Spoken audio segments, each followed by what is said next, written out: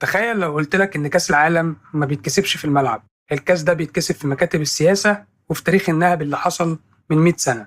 ليه مفيش منتخب أفريقي شال الكأس لحد النهاردة؟ هل عشان هما فاشلين ولا عشان اللعبة نفسها متفصلة عشان هما ما يكسبوش؟ الحكاية مش حكاية كورة، الحكاية أعمق بكتير من مجرد 90 دقيقة. كل 4 سنين بنسمع نفس الجملة، السنة دي سنة أفريقيا.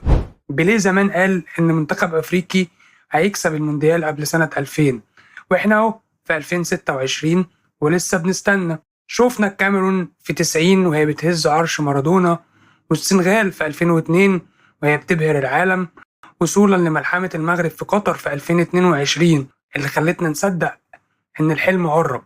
بس الحقيقة المرة إن في سقف زجاجي أفريقيا مش عارفة تكسره. النهاردة أنا مش جاي أقولك إن الحكم كان وحش، أنا جاي أقولك إن إزاي التاريخ والجغرافيا والسياسة هما اللي بيعرقلوا الموهبة الأفريقية.